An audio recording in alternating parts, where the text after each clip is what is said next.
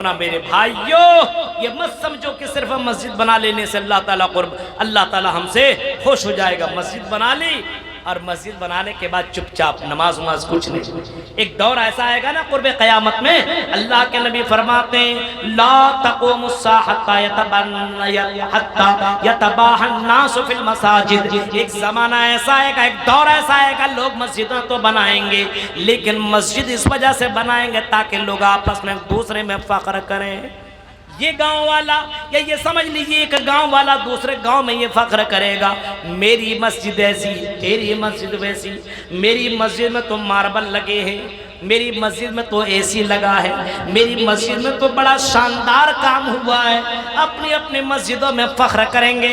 आज ज़माना वही आ गया, लोग मस्जिदों में फख्र कर रहे हैं, लोग अपनी ईदगाह में फख्र कर रहे हैं, लोग अपने यहाँ के ज़मीन और जायदाद में फख्र किया करते हैं। मेरे भाइयों, ये अल्लाह को पसंद नहीं है। मस्जिद तो बना ली सब भर में, ईमान की हरारत में मन अपना पापी था, बरसों में नमाजी बन न सका। मन अपना पापी था, बरसों में नमाजी बन न सका।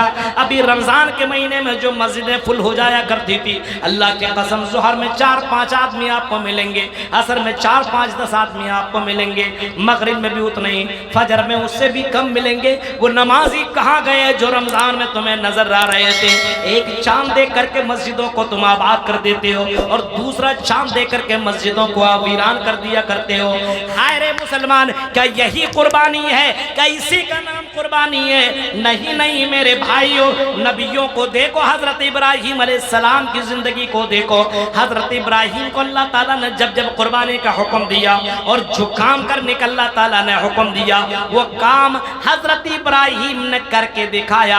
हालांकि वो काम इतना मुश्किल था, इतना मुश्किल था, इतना मुश्किल था, अगर हमसे और आपसे अगर अल्लाह ताला कह देता तो हमें लगता है और यकीन तो ऐसा आता है कि हम इतना बड़ा काम नहीं कर पाते, हमारा इतना बड़ा जिगरा नहीं है, हमारा इतना बड़ा दिल नहीं है। अल्लाह ताला इब्राहिम को हुक्म दे रहा है, जिसको अल्लाह ताला ने 80 साल के बाद औलाद दी और एक बेटा इस्माइल के शक्ल में अल्लाह ताला ने दिया। अल्लाह कहता है ऐसी जगह में, बयाबान में, जहाँ पे कोई दरख्त नहीं, जहाँ पे पानी नहीं, चटियल मैदान, और ऐसी जगह में जहाँ पे पहाड़ियाँ ही पहाड़ियाँ हो, जहाँ पे दरख्त नहीं है, खाने पीने का कोई सामान नहीं है, वहाँ पे अल्लाह कह रहा है इब्राहिम तो अपने बेटे और अपने बीवी को छोड़ करके मेरे लिए चला जा।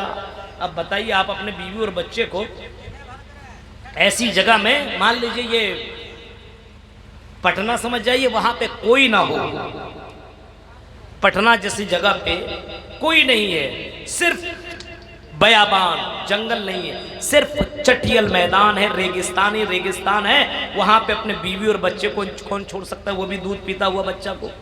है हमारे पास इतना बड़ा दिल? अरे पूर्णिया में छोड़ करके 1 घंटा के लिए इधर उधर नहीं जाएंगे? हाँ, अब अल्लाह भी हुक्म दे, कह रहा है छोड़ दो, कोई नहीं। इस जमाने में तो आप पूर्णिया में छोड़ सकते हैं, दुकान उकान बहुत सारी है, खा पी लेगी, कुछ कर लेगी, लेकिन वहां पे पानी नहीं, रहने के लिए जगह नहीं, दरख्त नहीं, साया नहीं, कुछ नहीं, ऐसी जगह में छोड़ करके इब्राहिम अल्लाह के लिए जा।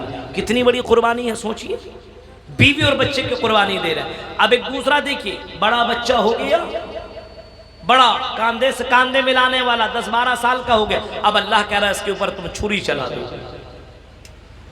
अब बाप अपने बेटे से पूछ रहा, बेटा छुरी चलाने का हुक्म है, कुर्बानी करने का क्या करूं? बेटा कहता है कि अब्बू जो हुक्म दिया है उसको कर गुजरिए, कर गुजरिए। अगर आज के दौर में अगर ऐसा मसला होता और बेटा बाप से पूछता या बाप बेटे से पूछता, बेटा मैंने ख्वाब में देखा तुम्हें मैं ज़बह करूंगा, तो बेटा क्या जवाब देता? मुझे आप ज़बह करेंगे? छुरी लाइए, नहीं आपको ज़बह करूंगा। उल्टी गंगा बह रही है आज, फरमा बरदारी नहीं है। छुरी चलाई इब्राहिम ने, ये बहुत बड़ी बात है। कुर्बान ये ज़बह हुआ नहीं हुआ एक अलग सा मसला है, छुरी चलाई यानी कुर्बान अपने बच्चे को कर दिया। अब बताइए मेरे भाई, इतनी बड़ी बड़ी कुर्बानी हमसे और आपसे, इतनी बड़ी कुर्बानी अल्लाह को नहीं मांग रहा है। जानवर की भी कुर्बानी आदमी कर रहा है, उसमें भी सही तरीके से नहीं, और कुर्बानी कर रहा है तो सब अपने लिए रख रहा है। अच्छी अच्छी बोटियां अपने पास। कुर्बानी का हुक्म क्या है? कुर्बानी का मसला क्या है? खाइए, कुलू व अतइमू वद्दखिरू, खाइए खिलाइए, और कुछ जमा उमा करके भी रखिए, लेकिन खाइए और खिलाइए। अपने अगल बगल में यतीम गरीब मिस्कीन है तो उसको खिलाइए, उसको अच्छी चीजें पहुंचाइए। अब आप यहाँ अच्छी अच्छी बोटियां रख रहे हैं और गरीब लोगों की यहाँ हड्डियां ही हड्डियां पहुंचा रहे हैं। बहुत से लोग होते हैं गरीबों के यहाँ अच्छी चीजें नहीं पहुंचा रहे, बढ़िया बढ़िया चीजें, और उस जानवर का अच्छा अच्छा आइटम आप अपने पास रख रहे हैं और बेकार चीजें आप गरीब को दे रहे। अल्लाह की कसम, ये तुम्हारी कौन सी कुर्बानी है? समझ में बात नहीं आ रही है। एक गरीब को तुम दो तो वही चीज दो जो तुम अपने लिए पसंद करते हो।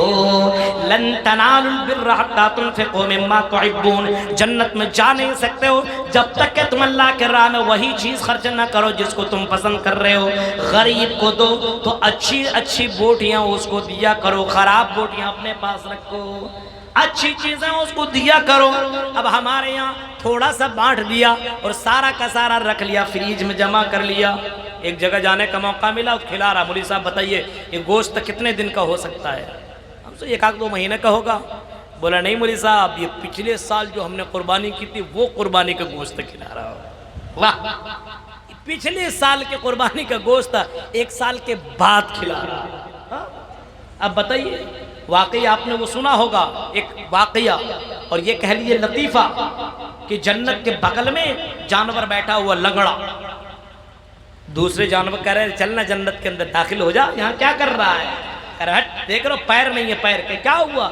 अरे अभी तक फ्रीज में पड़ा हुआ, जन्नत में कहां से जाऊंगा? खा ही नहीं रहा बंदा, खाएगा तब ना जन्नत में जाऊंगा। यानी 2-2, 3-3 साल तक लोग कुर्बानी का गोश्त रखे रहते हैं। ये हाल है मुसलमानों का। यानी कुर्बानी अल्लाह के लिए नहीं, अपने पेट के लिए कर रहा, ये भी गलत है। कुर्बानी के जानवर को खाओ, खिलाओ और वहां तक लोगों को बांटो। बहुत से लोग अल्लाह के बंदे ऐसे हैं जो अपने जानते, रोज तो हम लोग खा ही रहते हैं, कुर्बानी के दिन कम से कम बांट दो, बहुत अच्छा करते हैं। और कुछ लोग सही तौर पर कुर्बानी नहीं करते, बस कुर्बानी किया, अच्छे अच्छे जानवर, अच्छी अच्छी बोटियां अपने पास रख